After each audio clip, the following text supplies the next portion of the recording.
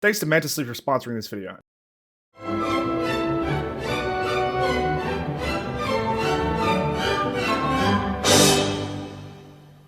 From the rip, we are brought into this world as immersive as possible, getting our very own letter from Hogwarts. And Avalanche Software gives us a great in-the-universe reason as to why we haven't gone through 5 years of school already, allowing us the perfect blank slate to truly create any character we want to be. Also sidesteps the "you're not old enough to learn these spells" issue that would naturally crop up in such a school. Plus, wouldn't it be weird to see a 10-year-old running around casting Avada Kedavra? No, am I kidding? That'd be kinda awesome. Running around as a little baby psychopath saying, "Your blood is on Ranrock's hands," not long after torching them with Crucio, burning them alive with Incendio, Leviosoing them, and then shoving them at Mach 1 with the Pulso into a stone wall. Yeah, that big ol' LD is there. Little narrative distance. Our character creator is quite limited when you compare it to things such as, I don't know, Elden Ring. Just take a look at what Sean is able to make with all those sliders. But it was a conscious decision to make sure that whoever we created, we still looked like a young kid thrust into the fantastic. Be our devastative wanderlust when Megamind is gawking in the middle of class. I'm quite sure I've never seen anyone take so quickly to a second-hand wand. Well, that's because we're the player ancient magic foreshadowing. Though I confess I may have miscalculated slightly on my first try. Gave quite the fright to some theatergoers in the West End. Probably the best place to do it. They probably just thought it was the best stand production they'd ever seen. Between the bell and this look, it's really making me think of the saying, "For whom the bell tolls," knowing his fate in the coming minutes. Man, these open worlds really do be having bugs all the time, don't they? Where are the creatures pulling this thing? Between the door opening on its own and the carriage taking off in flight, I truly remembered that I'm in this world of magic and was so excited. Seriously, when the carriage lifted off, I was surprised and then immediately went, well, of course it would. For all the places to start such a game, it's in the dank bog of industrial London. Not the most grand place to start a game that has Hogwarts as its focal point, but does a great job in highlighting the contrast between the wizarding world and everything else, and all the beauty and wonder that comes with it. Speaking of beauty and wonder, you've got to check out Mantis Sleep. If you guys are anything like me, then you had your fair share of long gaming sessions where you just one more turn yourself all the way to dawn, and now it's bedtime, and the sun's out, and burning away your poor sensitive gamer eyes. Mantis Sleep has got the perfect solution with their 100% blackout sleeping masks, made from soft, breathable material with no pressure on your eyes or eyelashes. After adjusting its infinitely adjustable headband, you won't even realize you're wearing it as you fall asleep in the morning.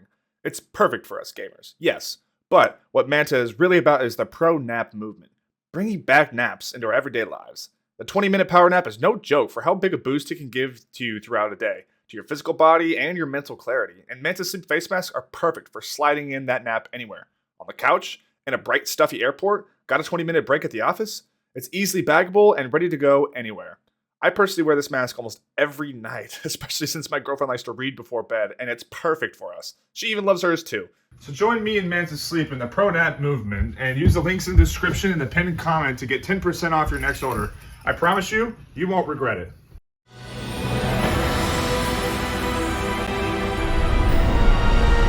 Avalanche so desperately wants to use John Williams' masterful theme, but is holding out on us since they know just how much we want to hear it too. Professor Fig is not only an exceptional teacher. Aw, stay humble, Fig. You're cute. Even in the headlines, we see the prejudice for goblins seeping through, reducing their natural language to just abstruse nonsense.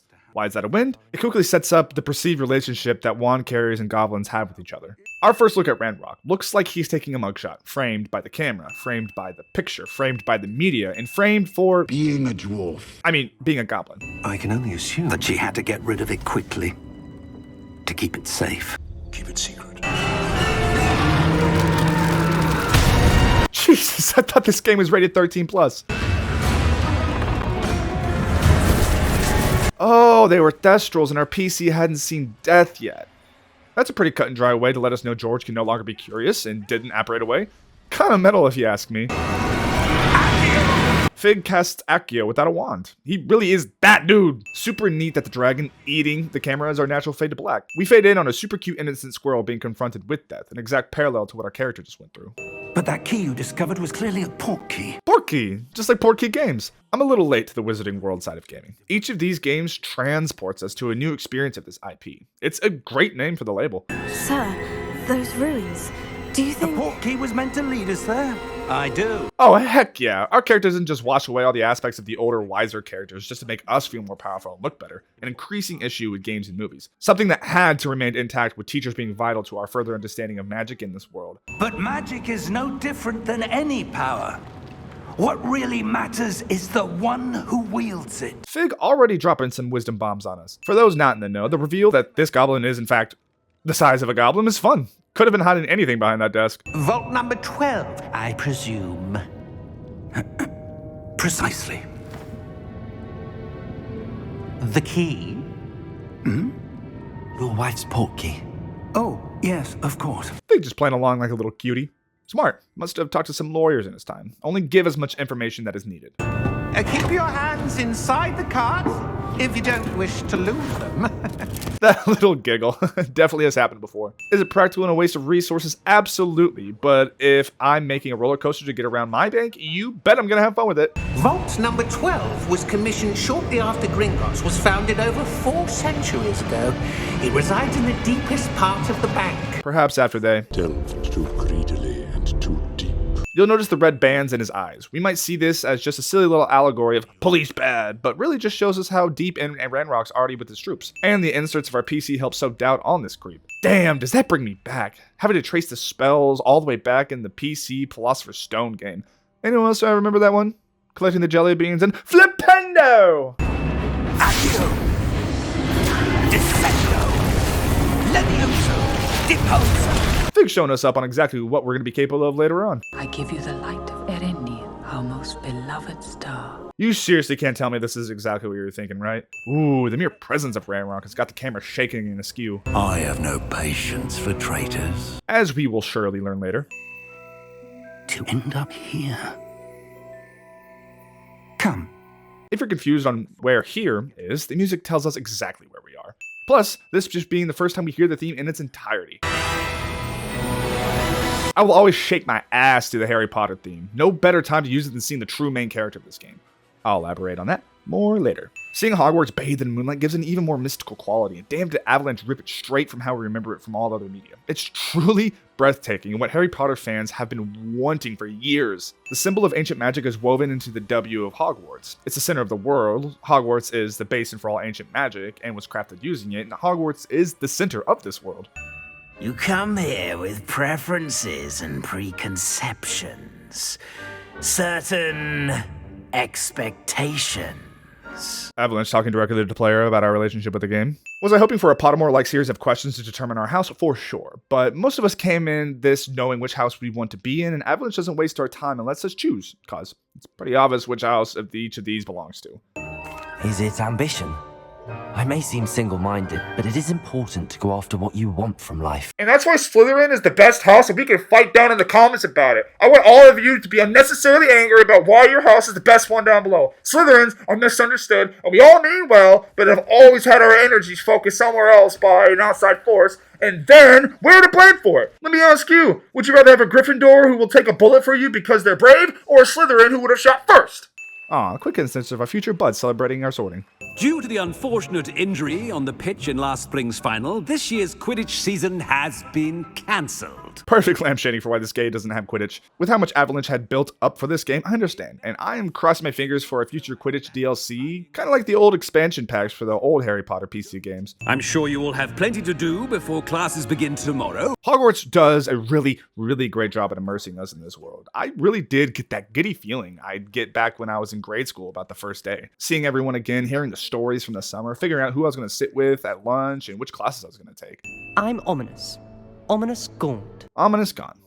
Well, his eyes are both, so if I'm not mistaken, Weasley gave this to Pecker, my character, with all its pages intact, only for it to go sicko mode and place its pages all over the world as a test for Pecker. Perfect opportunity to show you how to use flue flames to get around a bit quicker. Just make sure you clearly pronounce where you're going. I have dreams of a VR version of this game that uses your mic, so you have to speak the name of where you'd like to go or your spells, and if you say it wrong, they just get transported to someone new, and it's like Elden Ring when you get transported to Caelid from the Agil ruins. The recreation of Hogwarts is absolutely breathtaking. If there was one thing Avalanche had to get right, it was the castle, and boy, did they. From all the little secrets you could find to the references, ghosts flying around, the castle feels truly alive. It feels more alive than most of our NPCs in the game, which is why I said the castle is the main character of Hogwarts Legacy. When you look at the actual stories told here and the things to do in a gameplay sense, Hogwarts Legacy really isn't ocean wide but a puddle deep. It is carried 100% by the setting and the art design, and I say for this first outing, that's completely fine. It's been a long time since we've had a proper Harry Potter game, and for Avalanche to come out swinging with this version of Hogwarts, I'm feeling optimistic about the future of this franchise. The main story really is a snore, and the most interesting bit we get is Sebastian's story. But walking around Hogwarts,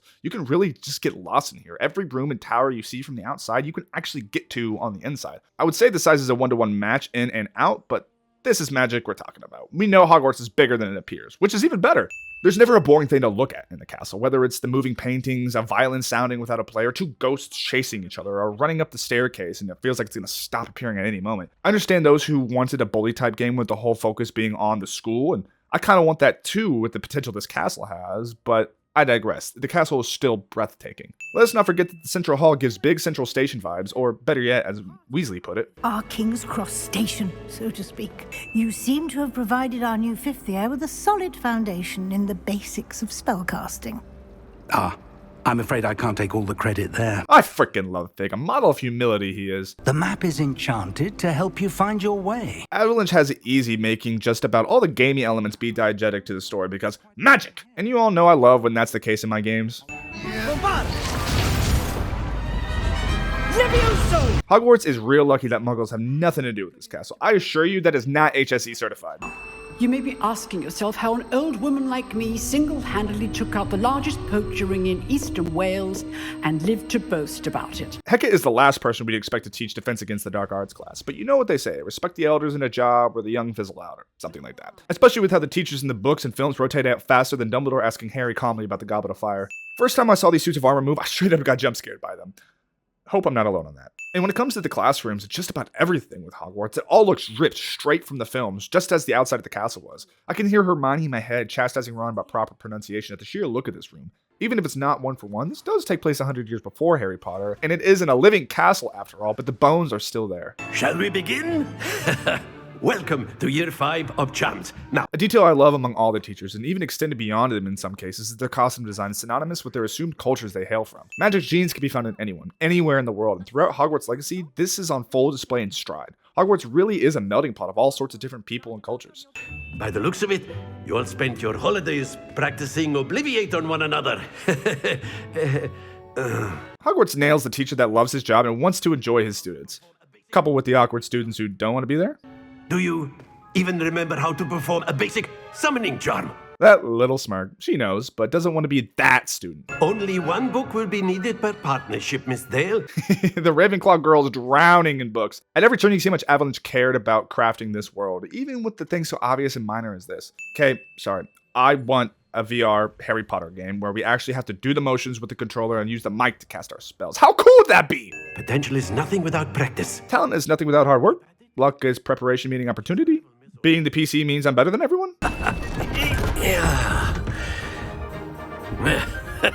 If I had teachers this passionate and fun in school, I would have been there every day, excited and ready. Between little games like these, dueling competitions, and just fighting in general, I could see a co-op Hogwarts game in the future. It seems almost too easy to have drop in and out play. If you know, you know. Just kidding. This isn't who some think it is, and it's actually Wendell the Weird, a witch who purposely got captured 47 times to be burned so she could enjoy the tickling sensation that comes with burning under the flame freezing charm. Hence her enjoyment by burning. I want to see some vigor. Everyone on the Elden Ring sub when someone asks how their stats look. Not with every spell does Pecker do the wand movement needed, but mid-combat, that wouldn't really work when you drop 8 spells at once. But the occasional spell does, and I like it. Spend a lot of time in detention, do you? Just enough to keep me well-rounded. Forbidden spell shadowing. Seeing Hogwarts in all its grandeur never gets old. Most notably that dragon attack. Hopefully the rest of your year isn't as eventful. Yeah, about that. You might want to turn back, Mr. Sallow. Turn and run. Between the hiccups and odd behavior, I can only imagine this being some student using polyjuice taking the piss. I don't know what he's putting in his pumpkin juice, but he's obviously had too much of it. Oh, hey, he's just a drunk. Well, I'm sure we've all had that one teacher that was always a bit off. It's amazing that not all wand users aren't obese with that amount of automation their magic provides. I guess that's just something about UK schools and I'm too American to understand. Am I right, Sean? Yeah, pretty much. We do everything we can to not be like American schools. The wands high above all got cobwebs on them. A little attention to world building. It's not until the player gets to make their own wand that it accepts us. I love all the little details we can change, too. I went for that good ebony 14.5-inch unyielding wand. It's funny because sex. Do not be surprised at your new wand's ability to perceive your intentions, particularly in a moment of need. which is another diegetic HUD element on why we have little Protego flashers above our heads. The hell's an Olog High doing here?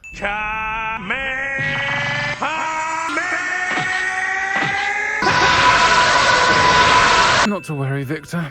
Once the two of you leave, the caliber of my clientele will greatly improve. I enjoy Serena Ryan's inclusion in Hogwarts. She is given the same treatment as Bill in the Last of Us game, where their character and who they are takes precedence over being a ham-fisted and one-note checking of the box for diversity points, where oftentimes their entire existence and agency is taken over by the fact of their orientation. Hogwarts sidesteps that entirely. I'll link some articles down below if you want to dive more into the discussion on her inclusion further, and you can decide for yourself how you feel about it. Not even 3 hours in, we find ourselves doing Harry Potter classics, like sneaking into the restricted section.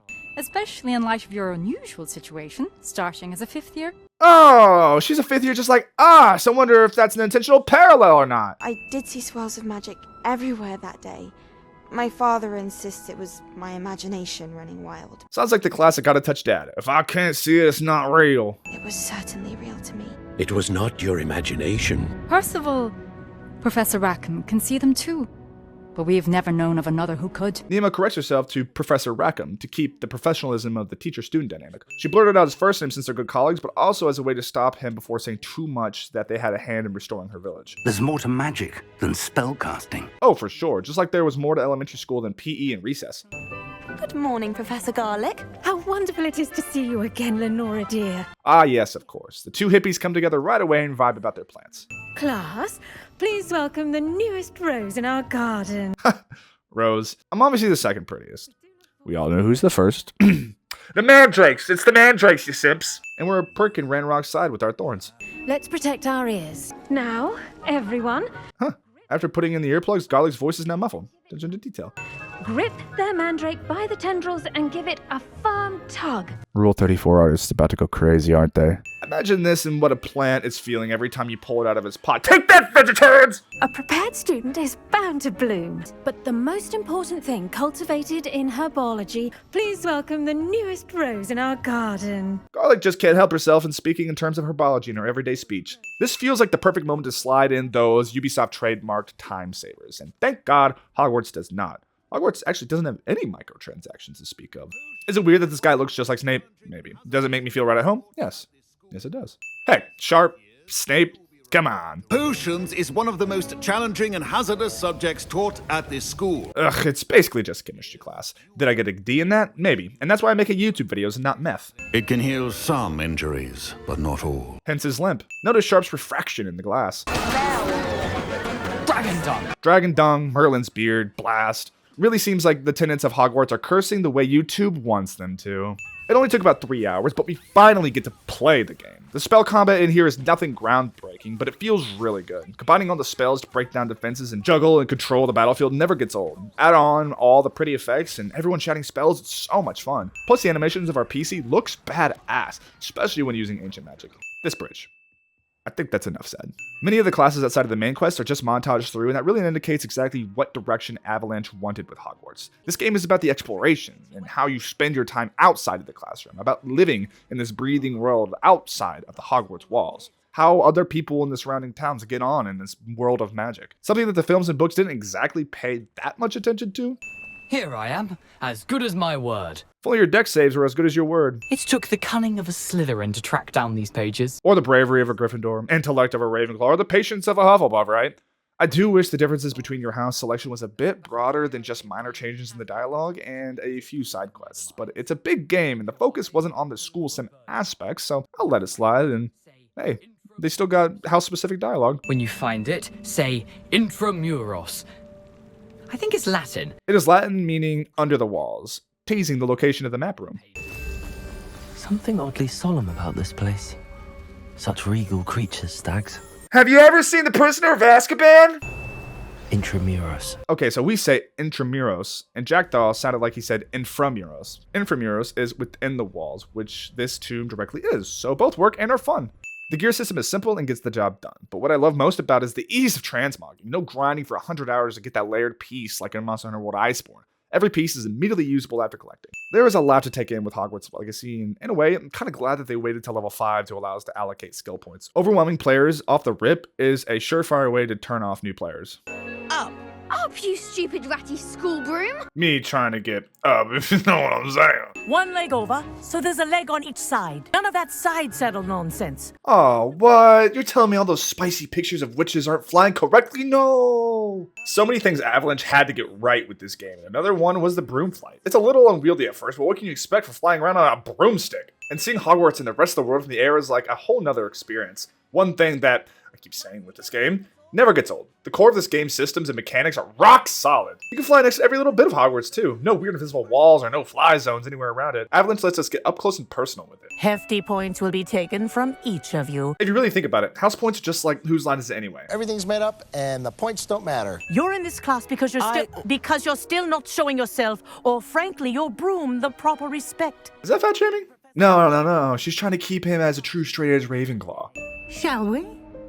Off to you, Professor. Pecker as courteous as ever. This presents the perfect opportunity to teach you Evanesco. Evanesco? The Room of Requirement was the perfect solution for all our crafting needs, slotting nicely into the lore and giving us a boatload of tools to make this room our own, unlike we were able to do with the dormitories. We are seriously given so many options for decorations here that you could just spend hours making your perfect setup. Just look at some of these rooms people have created. And having everything centralized really cuts down on the running around from the potions classroom to herbology to the tailor for all our gaming needs. How did you find this place? My friend, Ominous Gaunt. Sebastian, that just raises more questions. Guess it takes one without eyes to truly see. I'm a freaking poet, everybody! To be fair, I'm admittedly partial to more fiery forms of magic. Judging by his quick temper, that tracks. My father is friends with the headmaster, and I'm not afraid to exploit that connection if I need to. We just mentioned again how good chaining together spells is. Getting into that flow state of blocking attacks and counter things is like something out of a storybook. Ancient magic looks like watery goo in zero gravity. Given the fact that gravity is one of the biggest things we experience all the time and yet to seem to only scratching the surface of its properties, that ancient magic would have similarities to it. Or it just looks cool. Pick your poison. By the way, is this cut the drippiest item in the game? Maybe. Was it impossible to change out of? Yes. Did I like it so much because it kind of made me feel like Arthur Morgan? Also yes. The puzzles in this game. I was really hoping for a lot of them. With just the spells that are in the game now, there is limitless opportunity to create some challenging, intricate puzzles where you've got to combine 4+ spells to complete them. I was holding my breath all game waiting for a dungeon to really test me, and the hardest one I was given was Hellblade Reality Doors and then Wingardium Leviosa. And once again, we got to think of the goal of the game before casting too much judgment. It's about the exploration experience of living in this world, then it's straight up gameplay. We've got a myriad of other puzzle games. And also the age rating. Having us needed to pulse a block into place and lift it while it's sliding to then pass it through a fire that breaks it down and then repair it as it's crumbling and Levioso it before it falls back down through the fire to create a platform for you to jump across a fiery chasm might just have been too much for the younger audience. But damn, does the potential of the spells give me a stiffy for future puzzles in a sequel or DLC. Oh god, where's Carlia and Mercer hiding? A tear comes out of Rackham's eye for the guilt he has about Isidora. What if I could help him, Professor? You do so much for your father already. It's not enough. I want to take away his pain. I always struggle making these videos to not theorycraft and make a bunch of wins about the potential a game has. But gosh, I can't help it here. Isidora's story is almost completely independent from the Ranrock side of things, creating a very lopsided structure. I'm imagining a Hogwarts game where Isidora is a 7th year peer who we bond with over affinity for ancient magic, and then have her antagonist arc play out over the course of the game with her wanting to do the right thing with the wrong way. This could have played with Sebastian and Ominous, Fig mourning his wife, all sorts of directions you could have gone with it, but I digress. Isidora is the most compelling stuff we get in Hogwarts, and thank God for that, as Ranrock's complete villainy got tiresome. But human emotion is a potent force unto itself. I love the brief exploration of the limitations that their magic has. It can't cure all that ails. And that human emotion trumps even the most powerful magic. So I'm to watch as my father's pain destroys him. It is not your pain to take. Something I feel Hogwarts had to do in its creation was completely separate itself from Fantastic Beasts and more importantly the Harry Potter story as much as it could. No mentions of Grindelwald, Dumbledore, or Voldemort in a very direct sense. This proved to people that it can stand on its own 2 feet, not relying on those stories that have come before, even though, timeline-wise, this entire story happens before, making it easier to sidestep that. But they are able to craft a completely new and original story with its own themes and arcs. And it doesn't feel bogged down by living or not living up to the shadow cast by those stories, truly allowing itself to be judged independently of those stories on its own merit. I was so pleased to hear that you'd accepted the position of Defense Against the Dark Arts Professor. Well, in case you were wondering what's going to happen to Isidora, that might just have sealed her fate. Keeping a Harry Potter tradition, Hogwarts brings us through each season of the year, completely transforming the map and decorations you'll see around. My favorite is winter, as it generally is my favorite setting in video games. Being from the Midwest, it can go die in a hole, not starting proper till December, then finally ending in May, but it's so pretty. There were 4 composers that worked on Hogwarts Legacy. It's general practice to have more than one on games this large than just the one we see in films. Murray, Myers, Rackesy, and Horowitz all came together to deliver a score that is distinctly Harry Potter that we all instantly recognize, that could slide right in with John Williams' body of work. Crafting tracks that explore the innocent whimsy of exploring such a magical place, like the one at Hogsmeade. Ones that bring in the more curious otherworldly feelings, such as the music we find in the Trials. And then of course, taking the foundation that Williams laid with his famous tracks like Hedwig's Theme and expanding it to create an all-new one for Hogwarts Legacy. I hadn't seen him in years when he came in a few months ago. But he recognized me instantly. Not all goblins are like Ranrock and his loyalists. Lodgok is the best. They play around with the thought of him betraying us, but in the end, he's just a bud trying his best. And I love that of all people, Lodgok was the first one to recognize and accept Sirona instantly. Of course, he of all people would understand what she might be going through. Lodgok does a lot of heavy lifting to show us that Hogwarts Legacy is viewing goblins in a fresh new lens. Sure, not all of them are sunshine and rainbows, but are all humans? Look at Rookwood. Hogsmeade is another wonderful creation by Avalanche, needing its entire own map, teeming with its own life and shopkeepers, all the buildings crooked and seemingly ready to topple over, held together by what can only be surmised to be magic. It's a town you'll come to over and over again during your adventures, and your player character is keen to remind you of that fact every time you travel to it. Lumos. This took me an embarrassing amount of time to figure out, just after chastising how easy puzzles are in this game. To my credit, once you figure out you need to use Lumos, the puzzles basically don't exist. Anyway, Moth to a Flame reference. It looks stunning, Lodgok. I see why you wanted it back. You did the thieves a service by recovering it. Yeah, about that. Accio. Incendio. Aw, Poppy's so cute, just completely delighted at the sight of a blink dodo bird. So we get to pet good boys and girls? Alright, this game has it all. That's really not funny. Peep the professor showing up, but not announcing herself to see how their students handle the situation, to then teach them from there. And also to have her mere presence protect Poppy and Pegger. Quite the weather we're having, don't you think? Poppy, where are you taking me? Even with all the magic, we still resort to the good old weather chat. Please allow me to apologise if I seemed a bit unsteady when we last met. I'm afraid I had a rather disconcerting encounter. Mr. Moon has been finding demiguise statues in places he frequents. There are multiple houses inhabited by witches that all around the world you'll find these statues. So Mr. Moon seems to be getting busy. Oh, of course not. From what I understand, the village was lucky you were there. I love Mr. Moon's voice. We needed a more eccentric character here, especially among the professors. Up to now, everyone's just a little bit too by the book. The Moons, I assume, are an uninspired play on my name. I think it was quite funny. Perhaps you could start simply by removing them, so I can go about my evening duties. This quest is literally just an adult being a little spooked by a statue. Reminds me some of the sillier quests in Skyrim, and it's welcome here too. Mr. Moon teaches us Alahomora, a spell that unlocks doors. Moon is a common Korean surname, and door in Korean is a homophone for moon, hence Alahomora. And the swish and flick of it all looks like a lock is being split in half. He's no idea the harm he could do if he doesn't stop. Kind of like when he uses the killing curse on someone in his family that is most definitely not you in the most emotionally charged moment in the game, right? I adored teasing first years about spotting mermaids through the window. Is that the same thing like telling freshmen about the pool that's not there in high school? I'm the one trying to help her. He's simply given up. Both Anne and your uncle seem genuinely convinced that nothing more can be done for her. I refuse to believe that. His faith is placed well. Between learning Rookwood cursed her and the relic that could have cured Anne. But just like with Isidora, the road to hell was paved with good intentions. Sebastian, I've seen this before. This house, the well, the view. It's no coincidence that Anne and Sebastian live at the same place that Isidora did with her father, with how their stories are just history repeating itself, having one go too far in the efforts to save the one they love from pain. In Isidora's journals, we read that in her everyday life, she was constantly faced with grief and sorrow. Every day, she had to stew on the fact that she had the power to help but could not, and she stayed that way all the way into adulthood.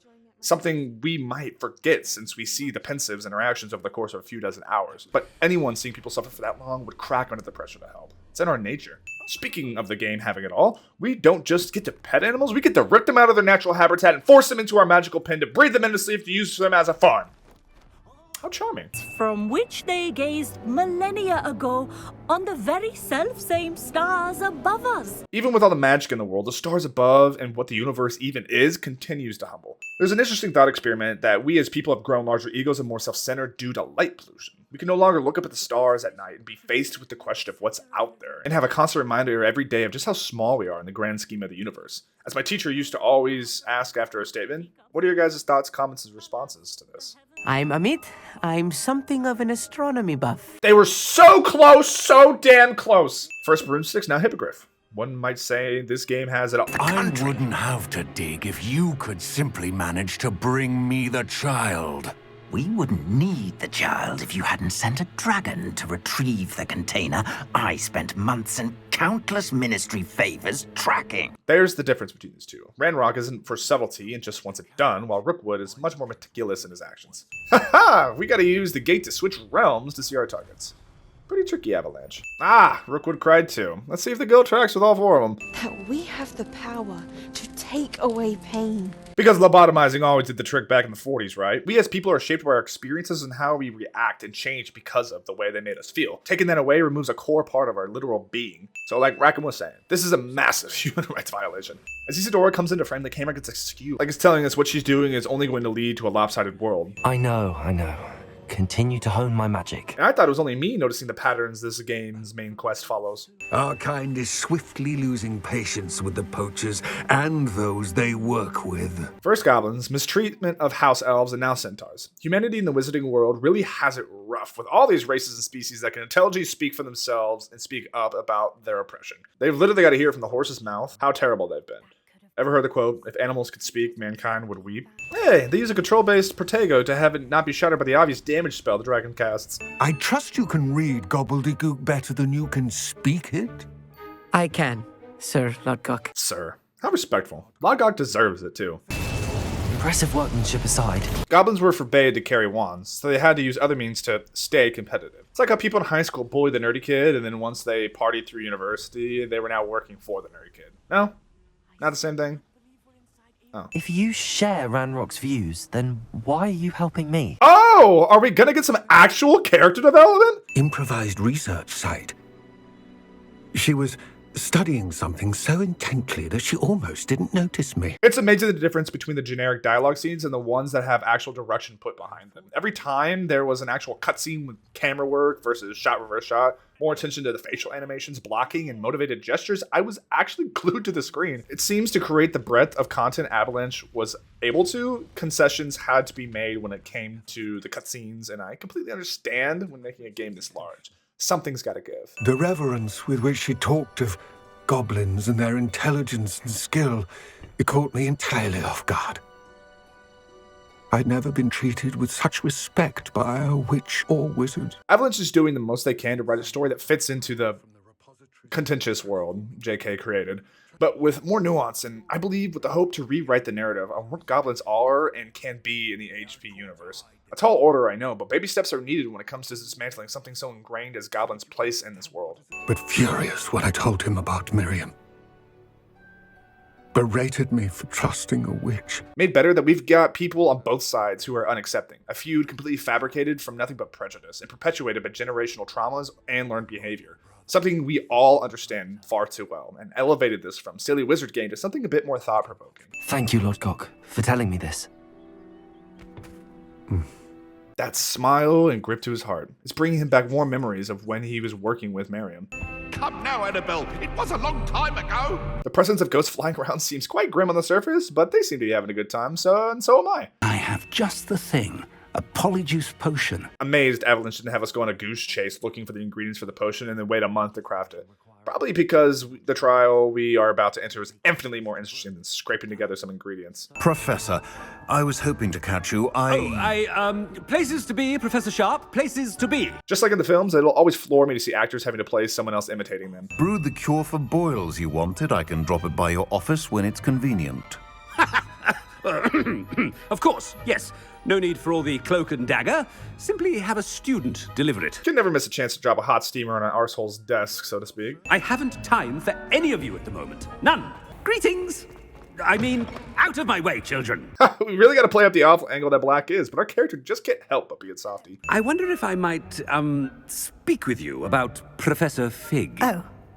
Very well. I've decided to give him a bit more leeway with his time. This is a deepfake potion to help a homie out. Oh god, they did it! Their open world now has the Ubisoft loading screens. It is hands down the most creative thing in Hogwarts Legacy, which is saying something given it's a game full of magic. We entered this trial through a book, so that's why we've got this black and white scribbling theme going on. It's like the ink on the pages are coming to life. If you listen very carefully, you can hear a sliver of Lily's theme from the films as we experience the Deathly Hallows. The linked avalanche went to pay their respects to all forms of source material is unparalleled. Ugh, just the base alone from the Elder's Wand basic cast is enough to understand its power. And then we get to use its spells, and damn, this is the one Harry Potter went to toe-to-toe with right at the end? Notice the wand, crafted by Death, has no control spells, only damage and force. Its wand is all about power and destruction. Our spell list shows that. And it was Death who created the Deathly Hallows, hence his ever-presence throughout this quest. But there is no light without shadow, as there is no shadow without light. Simply because you can eliminate darkness does not always mean that you should. Jeff Goldblum is rolling whatever penthouse he is in right now. Ah, more tears. But I don't understand why she seems to have gone to such great lengths to tell her story without their knowledge. So it isn't marred with bias, maybe? Searching in vain for Bragbor's last journal. The bell tolling just like a light bulb going off in Rookwood's head. You are a traitor to our kind! See what I was talking about all the way back at the start? We get varying mounts throughout on top of our broomsticks. As silly as it feels, it's kind of right at home with Harry Potter. And a fourth tier because they're all little babies about sniping Isidora's butt. We get a flash of red and green, of good and evil with our flick, as our power could be used for both. If only there was an option to be a dark wizard.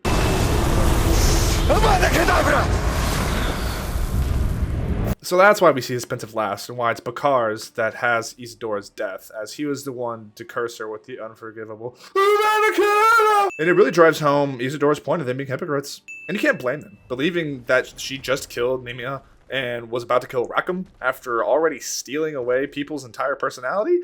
I probably would too. Oh, come. No need for such theatrics. You're the one with the top hat. In light of what Ranrock now knows, you must agree that our interests are aligned. Enemy of my enemy? Oh yeah, we finally get to do magical gooey fight. Does it beat the Order of Phoenix fight between Dumbledore and Horrible? Nope, never will. And that's how duels of magic should have always been treated. But it's still cool nonetheless. For the final battle, we get the Avengers assembling. Is it kind of lame that there are no students here? Yep. But no bother. Having a war going on around us really heightens the scale of everything going on. Heck, it's showing us her Levioso. The simple spell that was the first thing that she taught us.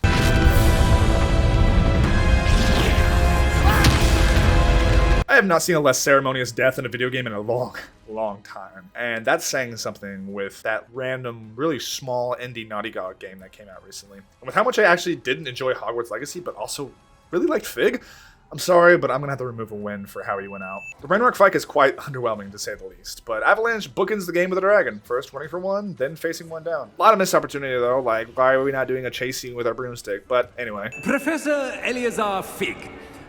I dare say he was a beloved professor to many of you, certainly a long-standing colleague to his peers. For all Black's faults, he gives actually quite a nice eulogy, all things considered knowing him, though Weasley is too stubborn to give him some freaking credit. At least they do honor his memory in the final cutscene. And though we don't get credits rolling after this, this truly is the end of the main story that would have naturally faded out as we look towards the heavens of Fig. And it was quite a good way to send it off too. And because the conversation with Sebastian is super awkward coming off the emotional high of Fig's eulogy, I'm going to stick to my conclusion that if this was an RPG, that would have been the end of the game. And so, Hogwarts Legacy. A game praised not for its innovations or its compelling narrative, but for its ability to translate the Harry Potter universe into a fully fledged game that has no rival in its authenticity to the lore, at least when it comes to the feel and vibe. Hogwarts nails that in spades. Hogwarts Legacy has been mired with controversy, but what we really care about on this channel is the core of the game. What themes the narrative can teach us about our lives, the beauty the score weaves into the narrative, the fantastic gameplay systems the title cooks up. All developers do such a great job and put so much hard work into their games. Video games are some of the hardest works of art to make, when judged by the amount of time, effort, and money needed to even create a halfway decent one. Hogwarts Legacy was a game labored over for years that millions of people have been dreaming about as long as they could remember. Though I wasn't in love with Hogwarts Legacy throughout my playthrough, I gained an understanding for those who lost themselves in this world or couldn't put the controller down. And that's what we're all looking for when we play a game, right? To transport to another world, to forget about the everyday trappings that give us so much anxiety, frustration, and anger, to find catharsis in a complete fantasy and get to be whoever we want without judgment and ridicule. Hogwarts Legacy provides that for players, and it's definitely the start of something new for Avalanche Software. Remember, everybody, drive the speed limit, drink some water, and love one another. Pizza!